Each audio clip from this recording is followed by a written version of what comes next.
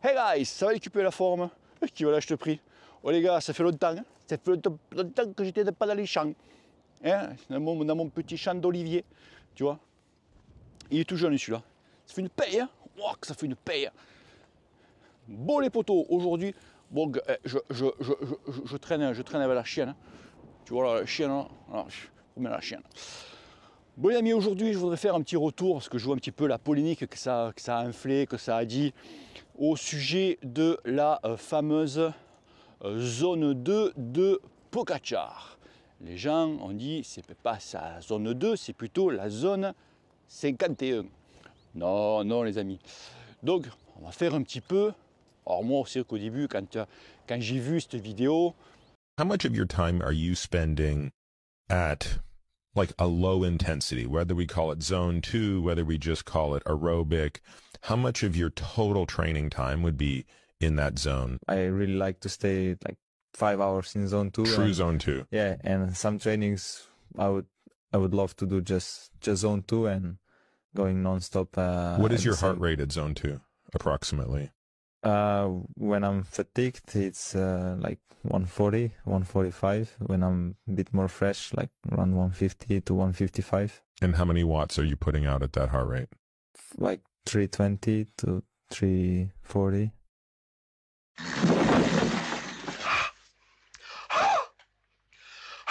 Et bon, tu dis quand même le type, bon ok, le mec il est très fort. Ok, mais il n'y a rien d'exceptionnel.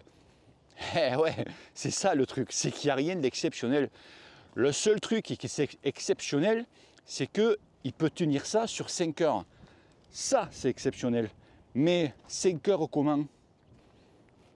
Il n'y a personne qui... Parce que toi, quand tu as vu ça, quand tu as lu ça, quand tu as vu ça, tu dis quoi? Le mec, il part à 10 heures, tu vois, du matin, et il rentre à 15 heures à 340 watts.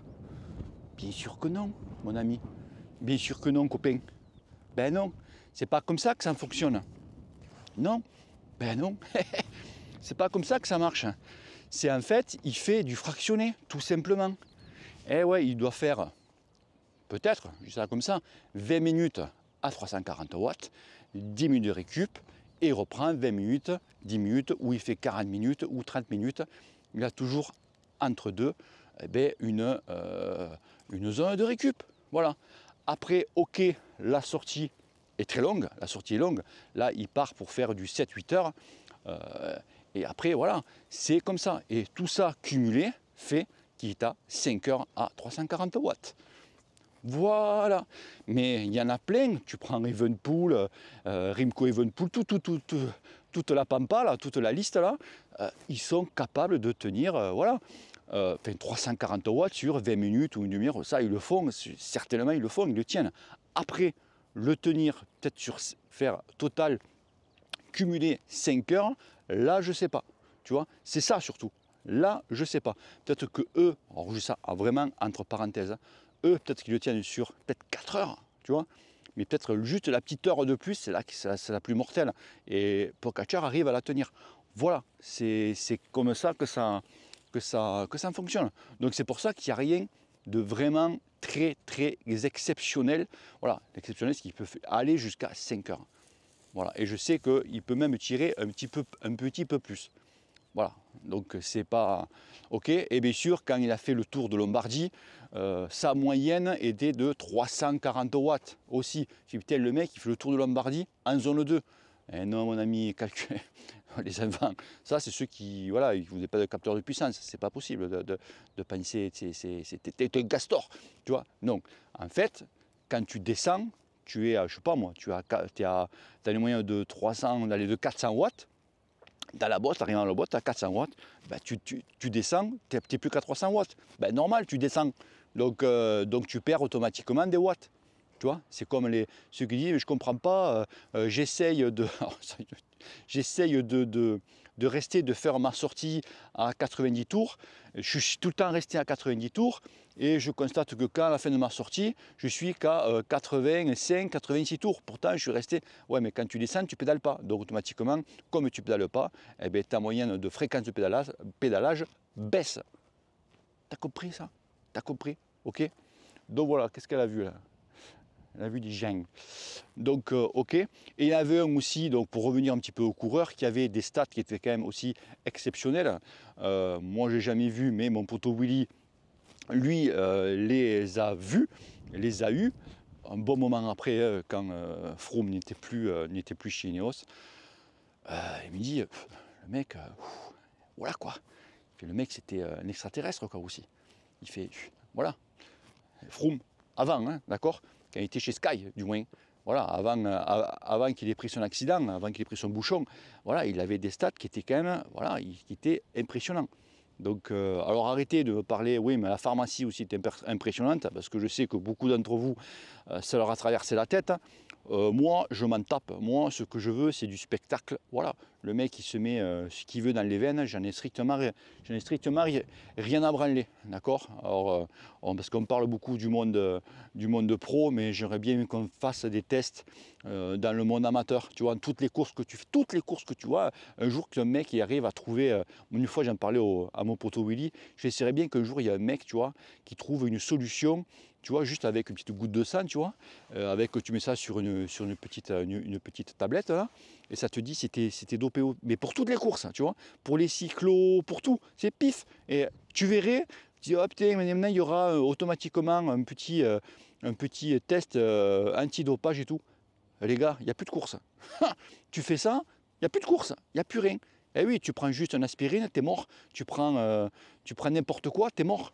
Ah ouais, tu prends Actifed, tu sais, les trucs là, t'es mort. Eh ouais, j'aimerais bien le faire ça. Parce que voilà, c'est. Hein, on en connaît quelques-uns qui passent aussi à la pharmacie. Moi, la potion magique, je la connais, un truc que tu achètes en pharmacie, un truc libre, et ça y est, t'es un petit peu chargé, quoi. Et ouais, donc tu fais ça, tu vas voir qu'il n'y a plus de cyclo, il n'y a plus de course, il n'y a plus rien. Hein. Mais bon, si tu fais ça, tu comprends automatiquement les associations, les clubs, et bien, ils n'auront plus d'entrée d'argent. Et ouais, donc les gars, chargez-vous, ça fait travailler le club. Voilà, ok. Bon, donc voilà les amis, un petit peu ce retour au sujet de la zone 2 de Pogačar. Alors oui, c'est vrai que je fais beaucoup moins de vidéos là-dessus, sur les entraînements. Pourquoi? Parce que je n'ai pas que ça me gonfle, parce que c'est surtout après, plus ou moins, les commentaires, les ceci, ouais, enfin, voilà. Donc, moi, je suis, au niveau entraînement, je suis, aujourd'hui, là, comme je vous parle, 51 ans, je suis plus en canne, je suis plus performant qu'il y a 4-5 ans en arrière. Je le dis, voilà. Vous voyez comment je m'entraîne, monsieur, sur Strava, ce que je fais. L'alimentation, bon, bien sûr, il joue pour aussi pas mal, beaucoup. L'entraînement aussi. Je fais de la zone 2, mais voilà, aujourd'hui, il y a d'autres méthodes d'entraînement qui existent, d'autres façons de s'entraîner. Voilà, on vous dit de faire ci, ça, mais aujourd'hui, le ci, ça, qu'on vous dit, sur d'autres chaînes YouTube, ils disent la vérité. Ça fonctionne, hein, attention, hein, ils disent la vérité, mais ce sont des trucs, des vieux trucs. Voilà, mais des vieux trucs qui prennent beaucoup de temps pour t'entraîner. Aujourd'hui, tu as des méthodes qui sont beaucoup plus courtes et qui, à la fin, tu es aussi performant que l'autre qui a foutu 3 heures sur ta sortie et toi, en l'espace d'une heure ou d'une heure et quart, tu as fait exactement la progression que lui, il a fait sur 3 heures. Ou après, je te parle d'un truc sur les semaines aussi. Pareil, tu vois, le mec va mettre 5-6 semaines à acquérir une qualité que toi, en 4 semaines, tu l'as fait. Donc tu as gratté 2 semaines, donc tu peux passer à une autre étape. Et ouais, c'est aussi simple que ça. Comme je disais, quand vous avez tout, oui, vous avez les études d'un tel Toubib, les études d'un tel qui a fait ça. Mais, oui, mais entre nous les amis, entre nous, est-ce que vous pensez que la Scuderia Ferrari sorte des livres comment régler son châssis, comment faire ci? Non, ils font rien, ils disent rien. Ben, les gros scientifiques, les mecs, ils font rien. Or, ils te donnent peut-être la piste vers où aller, mais tu vois, tu donnes la serrure, tu vois, mais tu ne donnes pas la clé. Donc en fait, toi, tu interprètes la façon de t'entraîner. Soit tu dois aller juste, soit tu dois aller totalement à côté de la plaque. Et souvent, tu es souvent à côté de la plaque. Tu vois un petit peu ce que je veux dire? Donc voilà, donc moi, je dis pour moi, grâce à moi, à mon poteau Willy, parce que c'est pas moi qui l'invente, hein, pas du tout, j'ai accès à quelques trucs. Je rappelle que mon poteau Willy, quand même, c'est celui qui met au point les méthodes d'entraînement. Voilà, les méthodes et les plans d'entraînement qu'il donne aux entraîneurs et après que les entraîneurs font aux coureurs. D'accord? Voilà. Donc lui, il est scientifique, un labo, il a tout ce qu'il faut. Maintenant, il est parti, c'est un anglais, hein, maintenant il est parti à Calpe. Calpe là-bas, ouais, parce que le Brexit en Angleterre, c'est. Voilà, c'est. Il se fait étrangler, tu vois. Bon, il n'est pas tout seul maintenant. Hein. Avant, il était tout seul, maintenant, il n'est pas tout seul. Ils sont quelques-uns, voilà. Mais voilà, il a tout le matos et après, voilà, il s'est. Voilà. Donc grâce à lui, j'ai accès à beaucoup de choses que moi je pense que, voilà, comme quand moi j'ai appris mon truc, quand j'ai fait mon examen pour être entraîneur, ben, il me dit oui, c'est très bien, ça fonctionne, c'est vrai que ça fonctionne, mais maintenant voilà, on n'est plus du tout comme ça, c'est plus du tout ça, on est passé sur autre chose, on pensait que, et en fait, voilà, rappelez-vous, c'est vrai que ça change tout le temps, rappelez-vous, à l'époque, il y a longtemps, alors, je sors un petit peu du contexte, un bébé, il fallait qu'il dorme sur le ventre. D'accord? Et quelques années après, 10 ans après, non, en fait, il faut qu'il dorme sur le dos. Ah, d'accord. Et après, non, il faut qu'il redorme sur le ventre, en fait. Ah, en fait, ça fait que changer. Tu as plein de trucs, tu pensais que... Et voilà. Et en fait, aujourd'hui, les entraînements, c'est comme ça. Tu penses que, voilà, il faut travailler comme ça. Aujourd'hui, je peux vous dire que, donc, la zone 2 est toujours d'actualité, mais aujourd'hui, on travaille beaucoup plus autour. Alors je l'avais dit il y a quelques mois de ça, on travaille beaucoup autour du seuil, d'accord? S'il est par exemple dans la zone sweet spot, vous vous rappelez, voilà, on tourne beaucoup là-dessus parce que ça vous fait travailler également votre zone 2, enfin votre endurance, moins que la zone 2, mais on travaille toujours endurance, mais on travaille beaucoup, voilà, tout ce qui est seuil, tout ce qui est, on peut vraiment le tempo, alors tu fais du sweet spot par exemple, voilà, avec quelques pics, vraiment quelques pics de 20-30 secondes vraiment à PMA, tu vois, et tout ça, c'est des intervalles, bien sûr, hein. Et ça, ben, ça te fait, alors, c'est, voilà, moi, je me suis entraîné un petit peu comme ça, c'est que j'arrive à tenir beaucoup plus les hautes fréquences cardiaques, j'arrive encore à monter à, autrefois, je suis monté à 183 pulses, pour 51 ans, voilà, 183 pulses. C'était, voilà, j'y arrive, et avec des watts aussi, pareil, assez constant, quoi.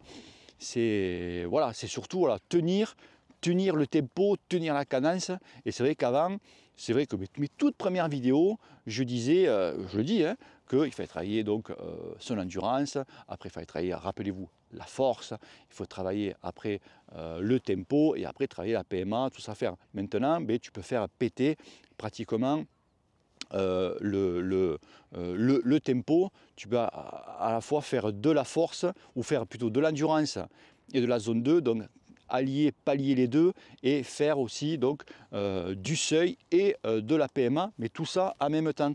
Mais il faut savoir bien le faire et savoir bien le travailler pour essayer, surtout de ne pas te cramer. C'est ça après la clé du truc, c'est pas de te cramer. Et ouais, après tu accumules la fatigue et après c'est plus possible. Bon ok, c'est bon. Bon allez, on arrête. Et que je suis à combien là? Je suis à 13 minutes. Hein. Oh oui, 13 minutes, c'est beau. C'est beau pour un retour un petit peu dans les champs. Commence à chauffer, c'est bien. Ok les potos, dans les amis, bisous à tous, ciao ciao. Et n'oublie pas que le cul te pèle. Peace. Merci messieurs, c'était très bien. C'était très bien. Vous, c'était bien... enfin, c'est comme ça. Dites-moi, vous, on ne vous a pas entendu. On ne vous entend jamais, hein.